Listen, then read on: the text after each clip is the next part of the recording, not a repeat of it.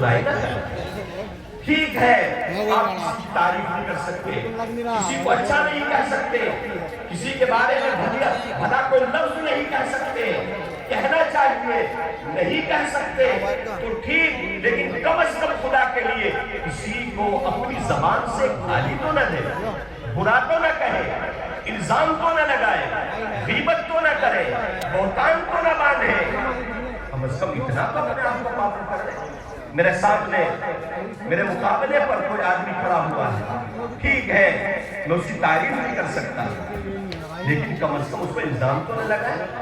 اور یہ نہیں، اس سے بڑھ کر تو یہ ہے، حالانکہ غیبت کرنا برا ہے، حرام ہے، اللہ نے فرمایا بتایا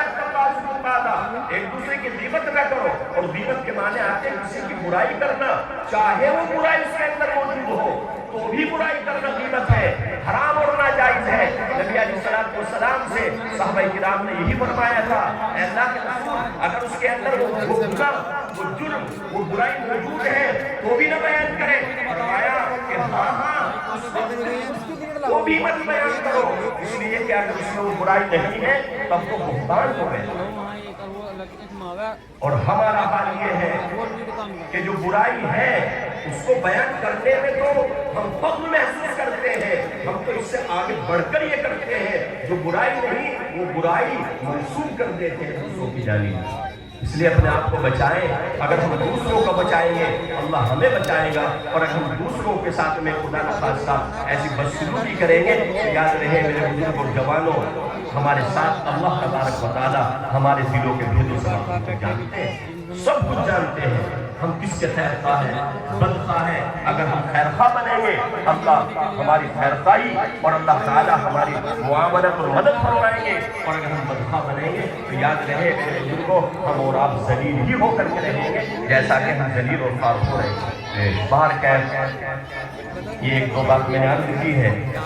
اللہ عمل کی توفیق عطا فرمائے۔ ہمارے اسٹیج پر بہت سارے علماء کرام تشریف ہیں، استاد محترم حضرت مولانا قاری عبدالقیوم صاحب جو مدرسہ قاسم علوم کے شعبہ تجوید کے سینئر مدرس بلکہ صدر شعبہ ہے، وہ یہاں تشریف فرما ہے، اور اسی طریقے سے اسی گاؤں کے ایک انتہائی موقر انتہائی موقر قابل قدر اور لائق مفائق ہمارے شاگرد رشید عزیزاً مولانا عبد الصمد صاحب جو اسی گاؤں سے تعلق رکھتے ہیں، اور چونکہ وہ مسجد مثال مشہور ہے کہ گھر کی مرغی دال برابر، یہ ایک مثال مشہور ہے، لیکن اب تو مرغی کی حیثیت کم ہے، میں تو سمجھتا ہوں دال کی حیثیت بڑی ہوئی۔ اب تو مسئلہ یہ ہے یہ اسی گاؤں سے تعلق رکھتے ہیں، لیکن اللہ نے بڑی صلاحیتوں سے نوازا ہے۔ مرغوب پور مستعباد میں ایک بڑا ادارہ ہے جس میں مشکات شریف وغیرہ بڑی اہم کتابیں پڑھاتے ہیں۔ اللہ نے تحریری، تقریری، تدریسی ہر طرح کی